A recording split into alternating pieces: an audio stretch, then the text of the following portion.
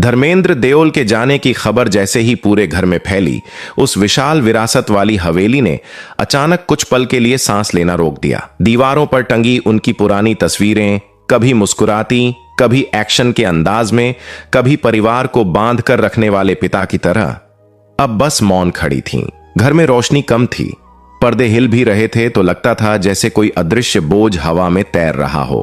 परिवार के चारों कोने खामोशी में टूट रहे थे, लेकिन इस खामोशी के पीछे एक तूफान धीरे धीरे पनप रहा था। ऐसा तूफान जो सिर्फ विरासत नहीं, पूरा रिश्ता तोड़ सकता था। इस घर में सिर्फ परिवार था, कोई बाहरी नहीं, कोई दोस्त नहीं, कोई सलाहकार नहीं, बस खून के रिश्ते जिनमें अब कड़वाहट का झर जमना शुरू हो चुका था।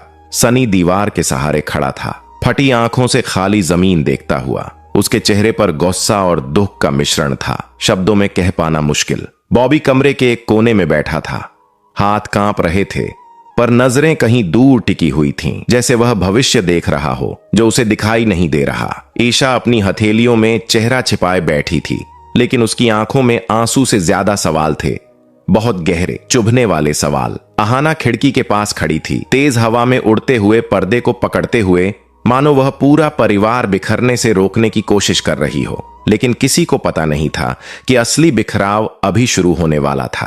धर्मेंद्रा के कमरे में उनकी चीजें हटाते समय एक पुरानी लकड़ी की छोटी संदूक जैसी पेटी मिली। ऊपर उकेरा हुआ था, सिर्फ मेरे बच्चों के लिए। सनी के हाथों में वह पेटी आते ही कमरे की हवा भारी हो गई। अंदर से निकला एक पुराना डायरी जैसा नोटबुक, कुछ जमीनों के नक्शे, कई एफडी की रसीदें, हवेली की पुरानी वसीयत और एक सील किया हुआ लिफाफा जिस पर लिखा था, मेरे जाने के बाद ही खोलना। सब एक दूसरे को देखने लगे, बहुत से सवाल, बहुत से डर। सनी ने लिफाफा खोला, सबकी आंखें उस पर टिक गईं। धमकते दिलों के बीच सनी ने पत्र पढ़ा, धर्मेंद्रा का आखिरी संदेश। मेरे बच्चों, मेरा पूरा जीवन मैंने तुम्हारे लिए जिया। मेरी विरासत जमीन, जायदाद या पैसा नहीं, बल्कि तुम्हारा एक होना है। अगर तुम बट गए तो मेरी सबसे बड़ी हार होगी। इसलिए मेरी आखिरी इच्छा है कि विरासत तभी बांटी जाए जब तुम चारों एक राय से फैसला करो। किसी एक की असहमति विरासत को रोक देगी। यह घर तभी किसी का होगा जब तुम सब एक दूसरे के साथ रहोगे। कमरे में सन्नाटा जम गया। चारों के दिल में कुछ टूट भी रहा था, कुछ उबल भी रहा था। सीन 5, अंदर का लावा फूटने लगता है। सबसे पहले सनी की आवाज कमरे की दीवारों से टकराई। सनी दबे गुस्से में, एक राय, जबकि हम चारों की सोच 4 दिशाओं में है। बॉबी उठ खड़ा हुआ, आवाज भारी थी। बॉबी, भैया, पापा की आखिरी इच्छा है, इसे सम्मान देना चाहिए। सनी की भौहें तन गईं। सनी, तुम्हें तो हमेशा तैयार जवाब मिल जाते हैं बॉबी। पापा को भी पता था कि तुम हर चीज पर हां बोल दोगे। बॉबी को चोट लगी, आंखों में पानी चमक गया। ईशा रोते हुए, क्या अभी इस वक्त यह बात करनी चाहिए? क्या पापा का कमरा भी उनकी गैर मौजूदगी सहन नहीं कर पा रहा? अहाना ने हाथ बढ़ाया। अहाना, बात विरासत की नहीं, रिश्तों को बचाने की है। लेकिन तूफान ये बातें नहीं मानते और धुआं अब तेजी से उठ रहा था।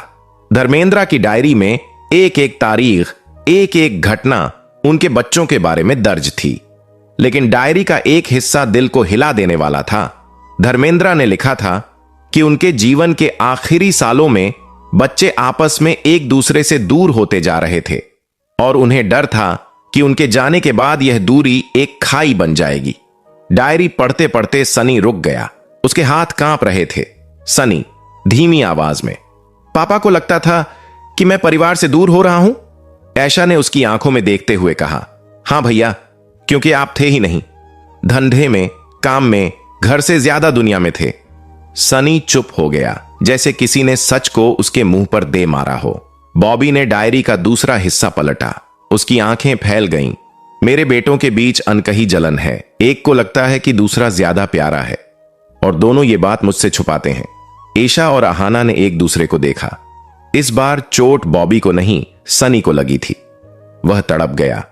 अब चारों बच्चे एक कमरे में बंद थे। वसीयत, नक्शा, पैसे की रसीदें और राजों की डायरी उनके बीच पड़ी थी। कमरा धीरे धीरे युद्ध भूमि बनता जा रहा था। सनी, इस घर का भविष्य, इस परिवार का भविष्य मैं अकेला नहीं संभाल सकता और अकेले किसी को नहीं मिलने दूंगा। बॉबी, अगर हम एक नहीं हुए तो कुछ नहीं मिलेगा।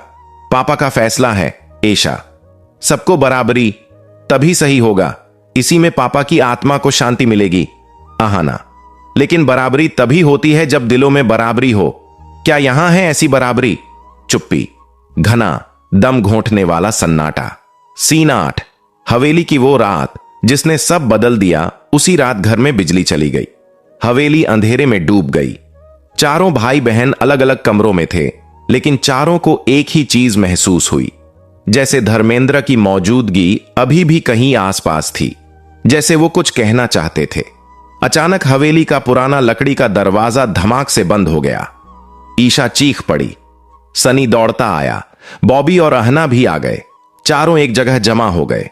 उस अंधेरे में एक ही टॉर्च की रोशनी में विरासत का असली बंटवारा। सुबह जब सूरज उगा, चारों भाई बहन फिर धर्मेंद्र की तस्वीर के सामने थे और उन्होंने मिलकर फैसला किया, हवेली 4 हिस्सों में नहीं बटेगी, सारी प्रॉपर्टी 4 हिस्सों में नहीं बटेगी, पैसा 4 हिस्सों में नहीं बटेगा, बल्कि सब कुछ एक ही रहेगा और चारों मिलकर इसे संभालेंगे। पापा की आखिरी इच्छा को पूरा करते हुए सनी ने ईशा को गले लगाया, बॉबी ने आहाना का हाथ पकड़ा। चारों ने एक दूसरे के कंधों पर हाथ रखा। उस दिन पहली बार विरासत ने घर नहीं तोड़ा, बल्कि घर को एक कर दिया। Final scene. धर्मेंद्र की मुस्कुराती तस्वीर हवेली में पूजा हुई। दीवार पर धर्मेंद्र की तस्वीर थी, मुस्कुराती हुई, जैसे वह अपने बच्चों को कहते दिख रहे हों, यही मेरी असली विरासत है। चारों बच्चों ने एक साथ वही वाक्य बोला, हम सब एक हैं पापा, और हमेशा रहेंगे। और उसी के साथ विरासत की सबसे बड़ी लड़ाई शांति में बदल गई। धर्मेंद्र देओल के जाने के कई दिनों बाद भी हवेली वैसी की वैसी शांत थी।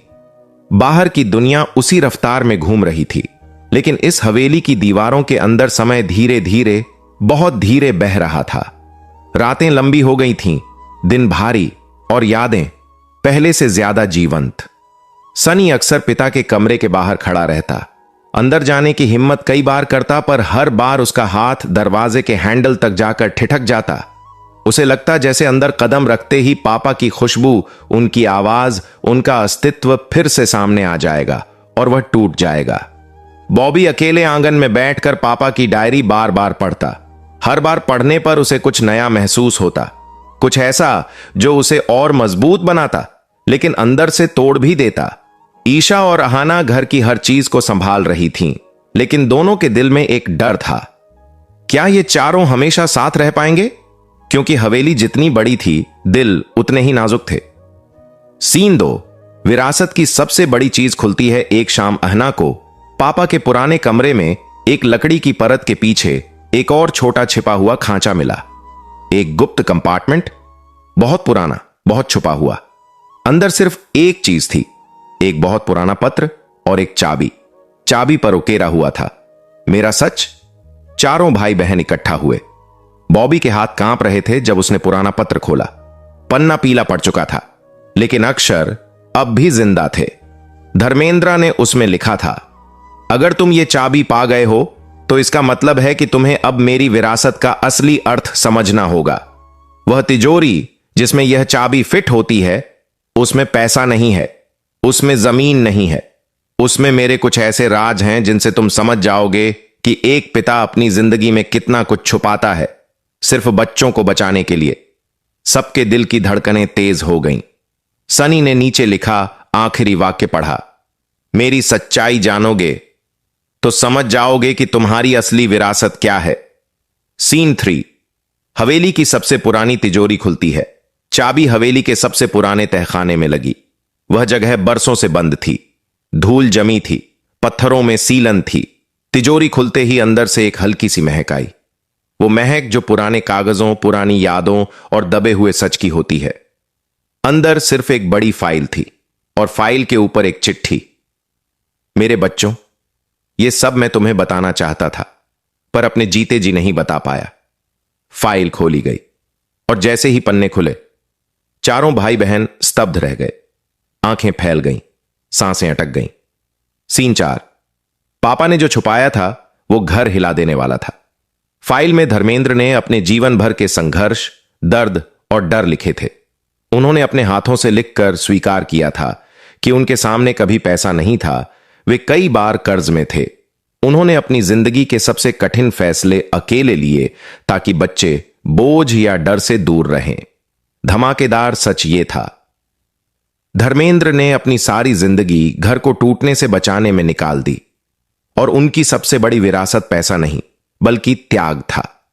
धर्मेंद्र ने लिखा था, अगर तुम इन पन्नों को पढ़ रहे हो तो तुम चारों को अब यह समझना होगा कि विरासत कोई दस्तावेज नहीं, कोई हवेली नहीं, कोई जमीन नहीं।